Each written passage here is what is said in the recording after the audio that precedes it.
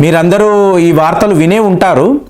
Red see వద్ద మీకు Houthi rebels అంటే హౌదీ తీవ్రవాదులు, యామెన్కి సంబంధించిన టెర్రరిస్టులు వీళ్ళకి ఈరాన్ యొక్క సపోర్ట్ అనేది పూర్తిగా ఉంది. అంటే వీళ్ళ దగ్గర లేటెస్ట్ హెలికాప్టర్స్ ఉంటాయి, మిజైళ్ళు ఉంటాయి, డ్రోన్లు ఉంటాయి, రాకెట్ లాంచర్స్ ఉంటాయి. ఒక తీవ్రవాద సంస్థ దగ్గర ఇన్నిన్ని ఆయుధాలు, అలాగే యామెన్లో ఒక ప్రాంతాన్నంతా కూడా, ఒక టెరిటరీనంతా కూడా వీళ్ళు ఆక్రమించుకొని ఉన్నారు. ఇంత పవర్ఫుల్ తీవ్రవాద సంస్థ వీళ్ళు ఏం చేస్తున్నారు అంటే రెడ్ సీ వద్ద మీకు ఇంటర్నేషనల్ మర్చెంట్ వెహికల్స్, అంటే ప్రపంచ స్థాయిలో మీకు ఎన్నో దేశాలు వాళ్ళకి సంబంధించిన వాణిజ్య ఓడలు ఇవి రెడ్ సీ వద్దకు వచ్చినప్పుడు వీళ్ళు పైరేట్స్ లాగా ఆ వెజల్స్ మీద, అంటే ఆ కార్గో షిప్పుల మీద పడి హైజాక్ చేసి లోపల ఉండే సైలర్స్ను వీళ్ళు బంధించి నానా యాతనలు పెడుతున్నారు. సో ఇప్పుడు భారత్ ఒక సీక్రెట్ మిషన్, అంటే ఒక వీడియోలో నేను ఆల్రెడీ మాట్లాడాను, ఇండియన్ నేవీ రెడ్ సీ వద్దకు వెళ్ళాలా అని చెప్పి. సో ఇది నేను మాట్లాడుతున్న టైంలో ఒక సీక్రెట్ మిషన్, అంటే టైట్లీ లిప్డ్ ఒక మిషన్ అని చెప్పాలి. ఇండియా దీని గురించి ఎక్కడా కూడా ఎవరితోనూ మాట్లాడడం లేదు. కానీ నిన్నటికి నిన్న కొన్ని ప్రముఖ పత్రికల్లో మీకు ఈ వార్తలు వచ్చాయి. మీకు ఎంవి రుయూన్ అని చెప్పేసి ఒక ఓడ, ఈ వాణిజ్య ఓడను మీకు ఇలాగా సోమాలియా పైరేట్స్ కిడ్నాప్ చేసినట్టుగా, అంటే హైజాక్ చేసినట్టుగా వార్తలు.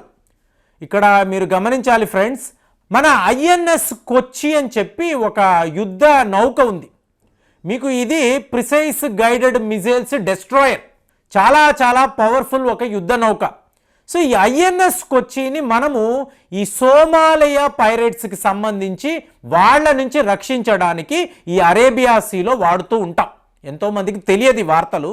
అలాగే ఇంకొక యుద్ధ నౌక ఐఎన్ఎస్ కోల్కతా అంటారు. సో దీనిని మనము ప్రస్తుతము రెడ్ సీ దగ్గర డిప్లాయ్ చేసి ఉంచాం. ఇది కూడా మీకు precise guided missiles destroyer. So ఎందుకు దీన్ని ఉంచాము అంటే రెడ్ సీ వైపుగా వస్తున్న అంతర్జాతీయ వాణిజ్య నౌకలు, సో వీటి మీద హౌదీ తీవ్రవాదులు చేస్తున్న దాడులు ఈ ప్రాంతంలో, అంటే ఇప్పుడు మీరు ఒక విషయాన్ని గమనించాలి, రష్యా యుక్రెయిన్ మధ్య యుద్ధము అనుకోండి, ఇది ఈస్ట్ యూరోప్కి సంబంధించిన ఒక వ్యవహారం. మీరు ఒక ఆయిల్స్, గోధుమ ఇలాంటి విషయాలలో ప్రపంచ స్థాయిలో ఇబ్బందులు కలగొచ్చు. కానీ మిడిల్ ఈస్ట్ వద్ద, అంటే మిడిల్ ఈస్ట్ అన్నప్పుడు ఈస్ట్ ఏషియా, ఈ ఈస్ట్ ఏషియా దగ్గర ఇలాగ వాణిజ్య ఓడలకు ఇబ్బంది. సూజ్ కెనాల్ గురించి మాట్లాడాం. ఈ సూజ్ కెనాల్ దగ్గర ఒక ఓడ, ఒక వాణిజ్య ఓడ ఆగిపోవడం వల్ల కొన్ని వేల కోట్లు మనకు నష్టం. ఒక్క భారత్కి కాదండి, మీకు ఇక్కడ సూజ్ కెనాల్ నుంచి, అంటే ఏంటి, మిడిల్ ఈస్ట్ నుంచి సౌత్ చైనా సీ, ఇంకా సౌత్ ఈస్ట్ ఏషియాకు అటువైపు, అంటే ఇంకా చెప్పాలంటే ఆస్ట్రేలియా వైపు కూడా మీకు పెద్ద పెద్ద వాణిజ్య ఓడలు వెళుతూ ఉంటాయి. ఇప్పుడు ఒక తీవ్రవాద సంస్థ వీటిని మేము ఆపుతాము, మా దగ్గర ఆయుధాలు ఉన్నాయి కాబట్టి లోపల ఉండే సైలర్స్ను మేము ఏదో ఒక రకంగా బంధిస్తాము అంటే భారతదేశము ఈ అరేబియా సీ దగ్గర మనము కల్పించే రక్షణ అనేది చాలా చాలా ముఖ్యం. ఎందుకంటే మిడిల్ ఈస్ట్ దేశాలకు అంత శక్తి ఉండదండి. మీకు అటువైపు బ్లాక్ సీ అన్నప్పుడు మీకు టర్కీ వాళ్ళు చూసుకుంటారు. కానీ రెడ్ సీ అన్నప్పుడు భారతదేశం యొక్క నేవీ, ఇండియన్ నేవీ, ఇదేనే ఆ వీడియోలో మాట్లాడారు, ఇండియన్ నేవీ అక్కడ దాకా వెళ్ళాలా అంటే ఆల్రెడీ మనం అక్కడ ఉన్నాము. ఎంవి రుయాన్ అనబడే ఈ కార్గో షిప్ని సెక్యూర్ చేయడం కాదు, లోపల ఉండే 18 మంది సైలర్స్ని కాపాడి మళ్ళీ మన యొక్క వార్షిప్లో వాళ్ళని ట్రాన్స్ఫర్ చేసి వాళ్ళకి ట్రీట్మెంట్ ఇచ్చి మనం వాళ్ళని రక్షించాం. సో ఈ యుద్ధములో మనం ఈ సోమాలియా పైరేట్స్ని ఎదుర్కొన్నాము, వాళ్ళని మట్టి కరిపించాము, వాళ్ళని అక్కడి నుంచి మనము తరిమేశాము. సో ఇప్పుడు ప్రాబ్లం అలా కూడా ఏంటంటే హౌదీ రెబెల్స్ వీళ్ళు ఏంటంటే ఏ వాణిజ్య నౌక వచ్చినా మేము ఆపేస్తాం. మొన్న చూడండి, టర్కీ నుంచి ఇండియా దాకా ఒక వాణిజ్య నౌక వస్తుంది, దానిని హౌదీ రెబెల్స్ ఆపారు. ఆపి లోపల ఉండే సైలర్స్ను బంధించారు. అక్కడ కూడా మనం ఏంటి, ఒక ఆపరేషన్ని చేపట్టి వాళ్ళతో నెగోషియేట్ చేసి మేము మిమ్మల్ని ఏమీ చెయ్యము, ఆ సైలర్స్ని సురక్షితంగా విడిచిపెట్టండి అన్నాము, వాళ్ళని కూడా రక్షించాం. కానీ ఇవాళ అమెరికా వాడు చేసే కొన్ని పనులు, ఇప్పుడు వాడు ఏం చేస్తున్నాడు, ఆపరేషన్ ప్రాస్పారిటీ గార్డియన్ అని చెప్పి ఒక కొత్త రకమైన మిషన్. ఏంటి, 10 దేశాలు, అమెరికా అంటాడు, యూకే అంటాడు, ఫ్రాన్స్, బహ్రెయిన్, మీకు అలాగే కెనడా, వీళ్ళందరూ కూడా వీళ్ళకేంటండి మిడిల్ ఈస్ట్ వద్ద పని? కానీ అలా ఉండదు.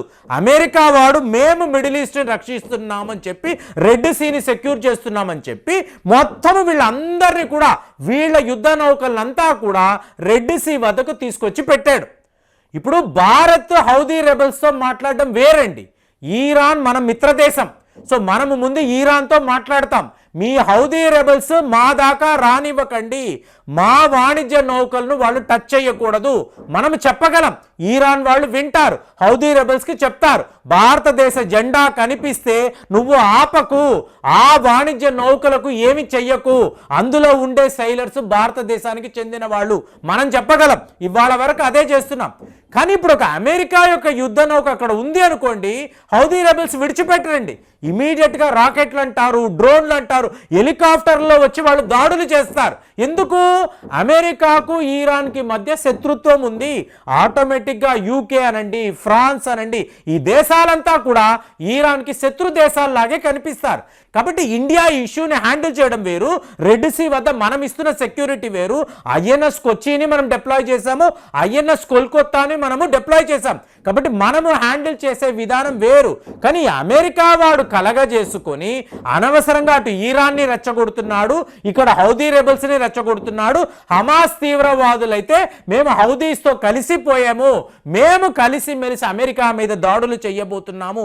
సో ఇలాగ మీరు చూసారనుకోండి, ఎవరు ఎక్కడ ఉండి ఏ పని చెయ్యాలో అది చేసినప్పుడే మీరు విజయవంతంగా ఆ మిషన్ని కంప్లీట్ చేయగలరు. ప్రతి దాంట్లో నేనున్నాను, నేను కలగజేసుకుంటాను, నేను ఇంటర్ఫియర్ అవుతాను, నేను సమస్యకు పరిష్కారం వెతుకుతాను అంటే అమెరికా వాడు అనవసరంగా మిడిల్ ఈస్ట్ వ్యవహారాలు, ఈ అరబ్ దేశాల వ్యవహారాల్లో కలగజేసుకొని మీకు యుద్ధాన్ని పొడిగిస్తున్నాడు.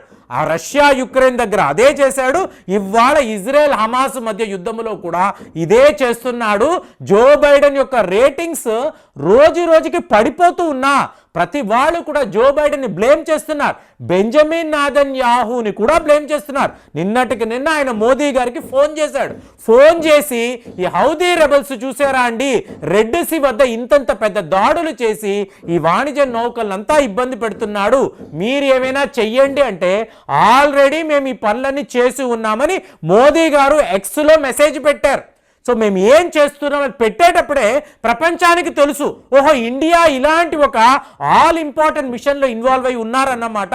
వీళ్ళ అతి శక్తివంతమైన నేవీకి సంబంధించిన వార్షిప్స్ ఆల్రెడీ రెడ్ సీ దగ్గర రెడీగా ఉన్నారు, హై అలర్ట్లో ఉన్నారు, వీళ్ళు వాళ్ళ ఆయుధాలను సిద్ధము చేసుకొని ఉన్నారు అని చెప్పేసి మనకు మోదీ గారు బెంజమిన్ నెతన్యాహుకు చెప్పినప్పుడే ఈ వార్తలంతా కూడా ప్రపంచ దేశాలకు అందాయి, ప్రపంచ మీడియా అంతా ఇవాళ మాట్లాడుతున్నారు. కాబట్టి మీరు చెప్పండి, ఇండియా తన వార్షిప్స్ని తీసుకువెళ్ళి మీకు ఇంటర్నేషనల్ కార్గో వెజల్స్ని కాపాడడంలో చాలా చాలా ముఖ్యమైన ఒక భూమిక పోషిస్తుంది. కానీ ఇది అమెరికానో మీకు యూరోప్ దేశాలు, వెస్టర్న్ కంట్రీస్ వీళ్ళు అనవసరంగా ఇక్కడ దాకా వచ్చి మిడిల్ ఈస్ట్లో రెడ్ సీ వద్ద ఇంతంత పెద్ద సమస్యలు క్రియేట్ చేయడాన్ని, ఈరాన్ని రెచ్చగొట్టడము, ఈరాన్ వీళ్ళ మీద దాడులు, వీళ్ళు ఈరాన్ మీద దాడులు, ఇది కరెక్ట్ అయిన పద్ధతి కాదు అని చెప్పి నాకైతే అనిపిస్తుంది. కాబట్టి ఇండియా ఎంత మొత్తుకున్నా కూడా అమెరికాకు ఎప్పుడు ఈ బుద్ధి వస్తుందో, ఎప్పుడు వీడు ఇంకొక దేశం విషయంలో ఇంటర్ఫియర్ కాకుండా ఉంటాడో అప్పుడే మనము ఒక పీస్ఫుల్ రెజల్యూషన్ అనేది వెతకగలము. కాబట్టి ఇవాళ ఇండియా చేస్తున్న ఇంత అడ్వెంచరస్ మిషన్స్, ఆపరేషన్స్, దీని గురించి మీరు ఏం ఆలోచిస్తున్నారో కామెంట్స్లో రాయండి. మళ్ళీ వచ్చే వీడియోలో కలుద్దాం. జై హింద్.